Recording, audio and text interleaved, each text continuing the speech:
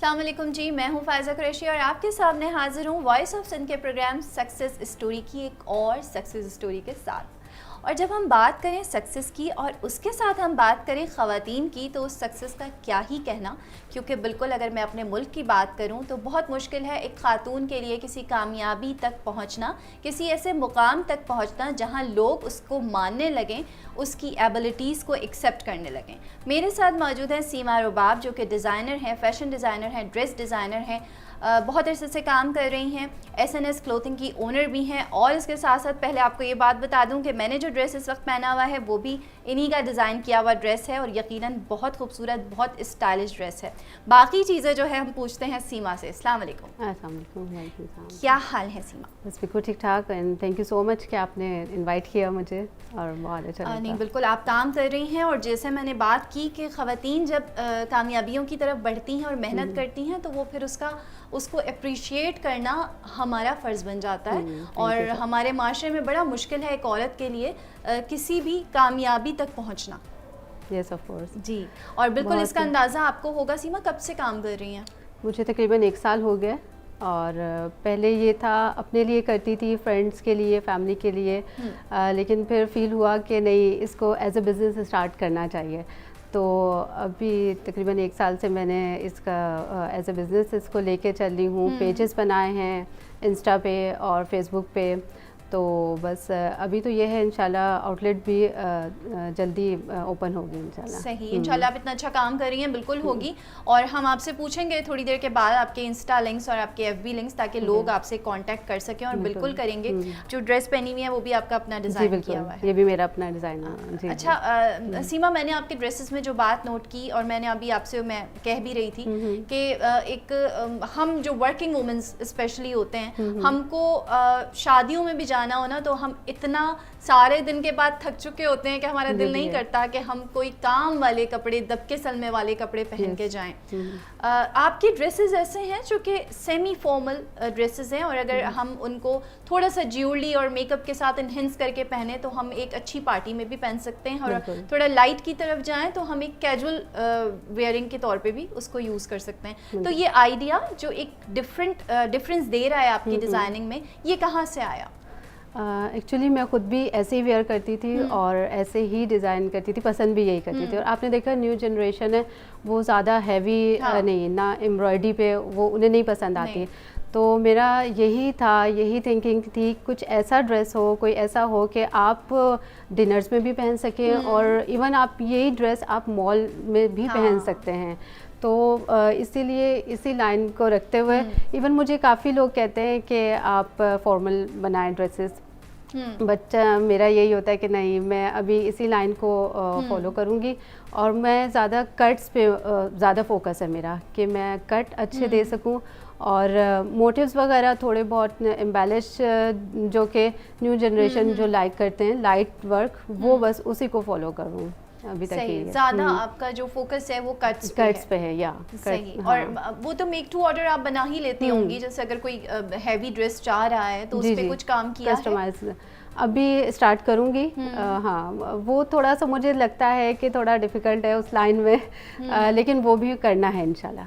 तो कैसे ख्याल आया सीमा के ये करना है, इस तरफ आना है, ये वाली फील्ड चूज़ करनी है? शौक़ तो होता है लेकिन ज़रूरी नहीं है कि वो शौक़ जो है आपका फिर पब्लिकली आप उसको प्रोफेशनली जो है वो करें। बस फैमिली सपोर्ट काफ़ी ज़्यादा थी, सब ने इनकरेज किया, फ्रेंड्स वगैरह ने, जो भी डिज़ाइन में पहनती थी, वेयर करती थी, तो लोग पूछते थे कि आपने खुद बनाया। फिर लोगों की डिमांड थी, तो फिर मैंने इसको सोचा कि मैं क्यों ना इसे एज अ प्रोफेशनल स्टार्ट करूं और अपना बिज़नेस स्टार्ट करूं। तो बस यही, और कोविड के डेज़ में और लॉकडाउन हर जगह आपको पता है, तो बस फिर मैंने सोचा कि मैं अपना एक पेज बनाती हूँ। बस फैब्रिक लाई और मास्टर जी को दिया कि इस तरह के पैटर्न, इस तरह का डिज़ाइन मुझे चाहिए। तो बस वो बना और उसकी पोस्टिंग वगैरह की, पिक्चर्स वगैरह बनाई, तो काफ़ी अच्छा रिस्पॉन्स रहा।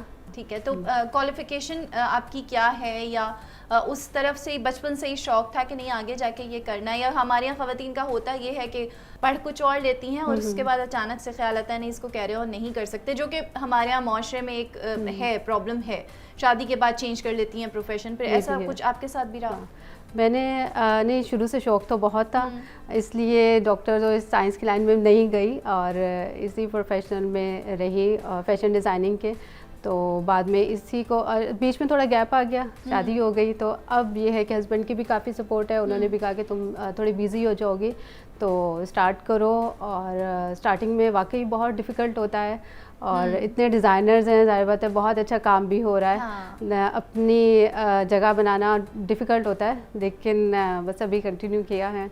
सही। Let's तो see. बड़ा मुश्किल होता है सीमा ये वाला काम जो है ना, बाज़ारों में जाना, ढूंढना और फिर उसके बाद उसकी डिज़ाइनिंग करना, फिर टेलर्स बाज़ दफ़ा बड़ा सताते हैं, तो कैसे मैनेज करती हैं? हो जाता है मैनेज, हाँ, फैमिली के साथ मुश्किल भी होता है, लेकिन बस ये है कि जब लोगों का रिस्पांस अच्छा मिल रहा होता है तो बड़ा अच्छा लगता है, फीडबैक अच्छा मिल रहा होता है।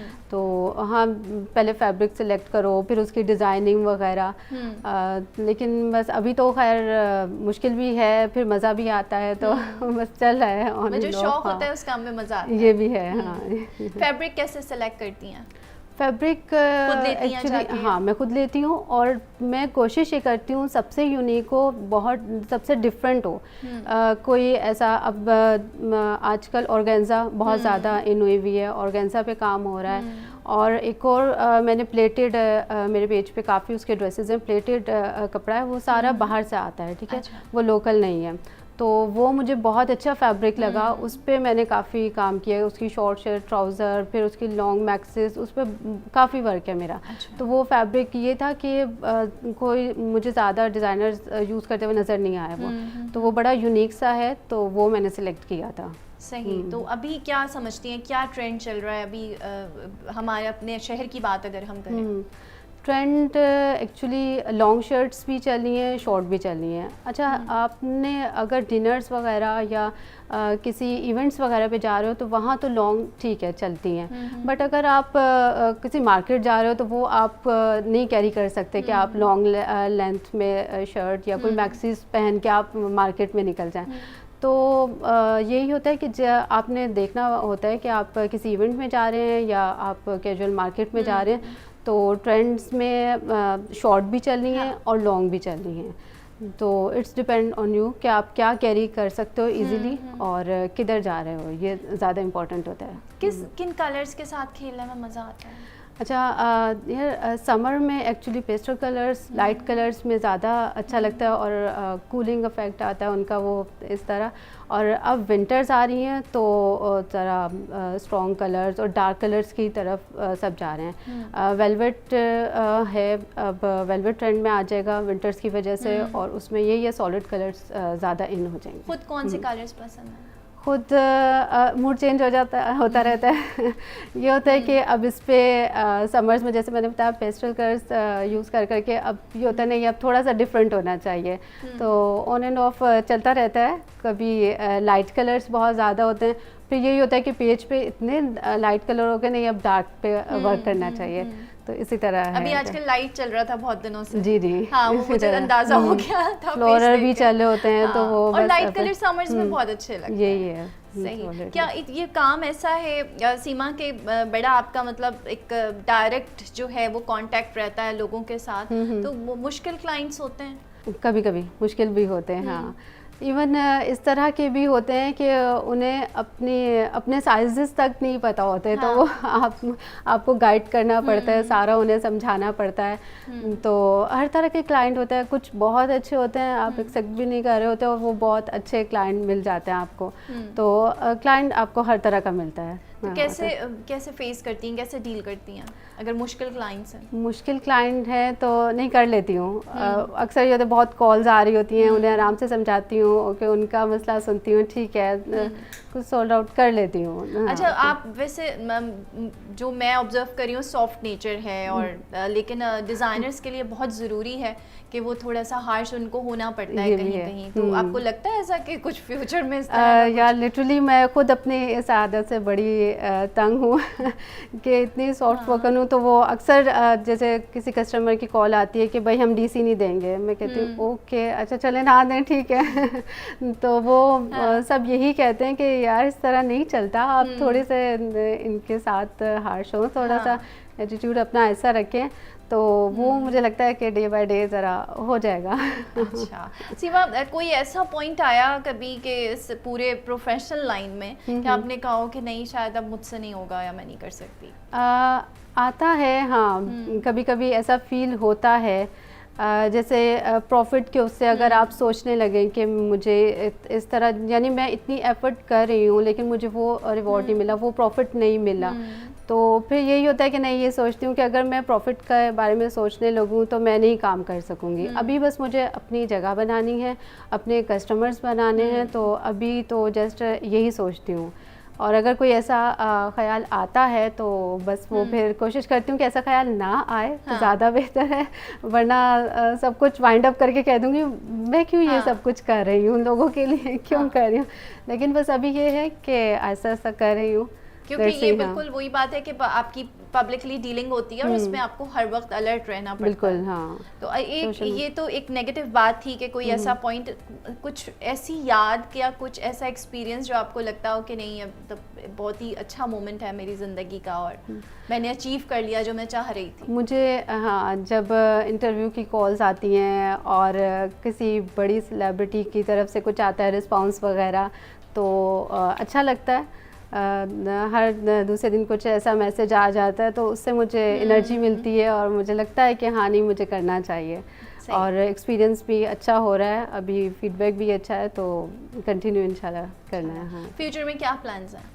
फ्यूचर में ये है इंशाल्लाह एसएनएस को और अच्छा ब्रांड बनाना है, आउटलेट ओपन करनी है और अच्छे डिज़ाइन लेकर आने हैं और कस्टमर की डिमांड के मुताबिक अच्छा ही काम करना है इंशाल्लाह, यही फोकस करेंगे। हर फील्ड में या बचपन से आप कह लें कोई ना कोई इंस्पिरेशन होता है, कोई ना कोई आइडियल होता है, तो सीमा आपका क्या आइडियल रहा हमेशा से कि आप देखते हो कि नहीं इसकी ड्रेसिंग बहुत अच्छी है, मुझे भी ऐसे ही बनाना है, यही वाले कलर्स लेना है? एक्चुअली मेरी मदर भी मेरी आइडियल हैं, वो खुद स्टिच करती थी तो बहुत अच्छा करती थी, तो मुझे भी अच्छा लगता था, तो बस मदर के देखा देखी उन्हें फॉलो करती थी इस तरह। बस मुझे भी हुआ कि नहीं, मैं भी कुछ और इससे भी ज़्यादा बेहतर कर सकती हूँ, तो मदर को देख के उनसे इंस्पिरेशन लेती थी। सोशल मीडिया का क्या ख्याल है कि सोशल मीडिया कितना ज़रूरी है किसी भी प्रोफेशन की कामयाबी के लिए? सोशल मीडिया आजकल तो बहुत ज़्यादा ज़रूरी है और बहुत अच्छा सपोर्टिंग हमें मिल गया है, यानी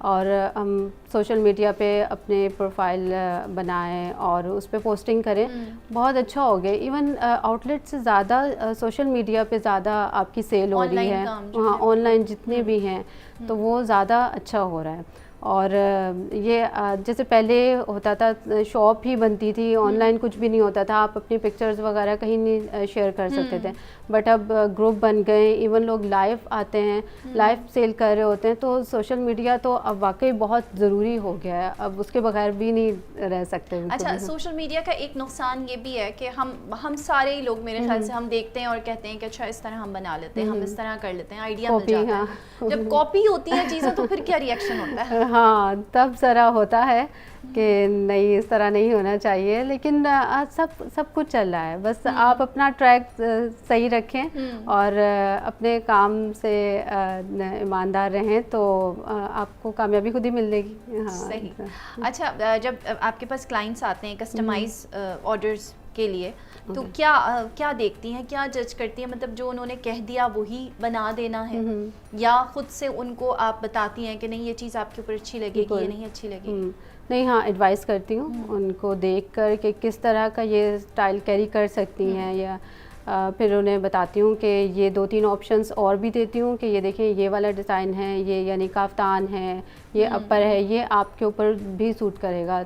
तो इस तरह डील करना पड़ता है, थोड़ा सा उन्हें बताना पड़ता है, दिखाना पड़ता है, पिक्चर्स वगैरह दिखानी पड़ती हैं, तो वो हो जाते हैं, कन्विंस कर लेती हूँ। कन्विंस हो जाते हैं, मतलब अब इतना हो गया कि कन्विंस करना आ गया। थोड़ा जी, क्योंकि होता कभी ऐसा होता है ना कि आपका अपना डिज़ाइन है और बहुत खूबसूरत है, आपको बहुत अच्छा लग रहा है, लेकिन आगे वाला बंदा कभी कैरी नहीं कर पा रहा उसको, या हर एक की फिजिक्स अलग होती है और उसके बाद कट्स जो हैं उसके हिसाब से सूट कर रहे होते हैं। तो कभी ऐसा डिसअपॉइंटमेंट हुई है कि नहीं मैंने बनाया है उस तरह से वो नहीं, रिजल्ट नहीं आया?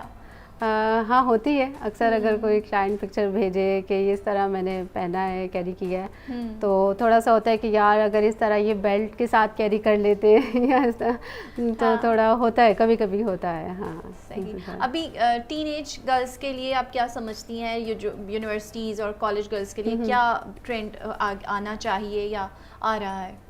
अच्छा, आजकल ना वन कलर में आप शर्ट और ट्राउज़र सॉलिड कलर्स में ये ज़्यादा इन हो रहा है और ये ट्रेंड में ज़्यादा है, और ज़्यादा फ्लोरल और इस तरह के आपने देखा होगा लेसेस वगैरह और बहुत सारे बटन्स वगैरह शुक्र है उन चीज़ों से जान छूट गई है और न्यू जनरेशन नहीं पसंद करती। सीमा, मैंने आपसे कहा भी था कि मुझे कुछ आप अपने इंस्टा के और जो लोग आपको देख रहे हैं सुन रहे हैं बिल्कुल वो चाहेंगे आपको आपके पेज को फॉलो करना, तो वो भी हमें बताइए लिंक्स। जी, SNS क्लॉथिंग्स के नाम से है मेरा इंस्टा पे पेज और फेसबुक पे भी है। सही। और इसी नाम से है फेसबुक पे? जी सेम। हाँ। अच्छा सीमा, क्योंकि खातून हैं और आप और हम सब ख़वातीन को बड़ा मुश्किल टाइम भी हम देखते हैं कहीं कहीं काम के लिए जब निकलते हैं, तो क्या कहना चाहेंगी ख़वातीन को कि क्या वो कौन सी की सक्सेस हैं जो आपको आगे लेके जाती हैं या आपको डीमोटिवेट होने से बचाती हैं? अच्छा, सबसे पहले तो ये कि मैं उन ख़वातीन से ज़्यादा उनकी फ़ैमिली को कहूँगी कि आप उनको सपोर्ट करें। जब तक फैमिली की सपोर्ट नहीं होती तो वो लेडीज़, वो गर्ल जो हैं वो आगे नहीं बढ़ पाती। फैमिली सपोर्ट होती है तो वो उनमें वो अलग ही कॉन्फिडेंस आता है। तो फैमिली को बहुत ज़्यादा सपोर्ट करना चाहिए और हाँ, अगर आप कुछ कर सकते हैं, आपका है ये ड्रीम और तो आपको निकलना चाहिए, अपने लिए नहीं, अपने फ्यूचर में अपनी फैमिली के लिए लाजमी कुछ ना कुछ करना चाहिए। और best of luck for everyone. वो जो एक सराउंडिंग्स में से एक आवाज़ें होती हैं ना, मतलब ठीक है आपकी फैमिली सपोर्ट कर रही है, ख़ानदान वाले कुछ कह रहे होते हैं, बहुत सारी बातें आ रही होती हैं, तो वो आपने ऑब्वियसली हर औरत बर्दाश्त करती है, चाहे वो किसी भी बैकग्राउंड से हो, वो फाइनेंशियली साउंड हो नहीं हो, हर जगह एक माहौल जो है वो डिफरेंट होता है और डिफरेंट अंदाज में आपको चीज़ें बर्दाश्त करनी होती हैं। तो क्या करना चाहिए सीमा, मतलब एक कान से सुने दूसरे से निकाल दें, क्या करें? नहीं, अगर आप अपनी एबिलिटी दिखाएं, अपना अच्छा, अपना बेस्ट करके दिखाएं तो वाकई लोगों की ज़बानें बंद हो जाती हैं। इवन वो फिर कहने लगते हैं कि हाँ ये हमारे रिलेटिव है। हाँ, तो, exactly, बिल्कुल ऐसे तो आप अपना बेस्ट दिखाएं, अपना काम करते रहें, मेहनत करते रहें और उन लोगों का बिल्कुल आप ज़बानें बंद कर दें।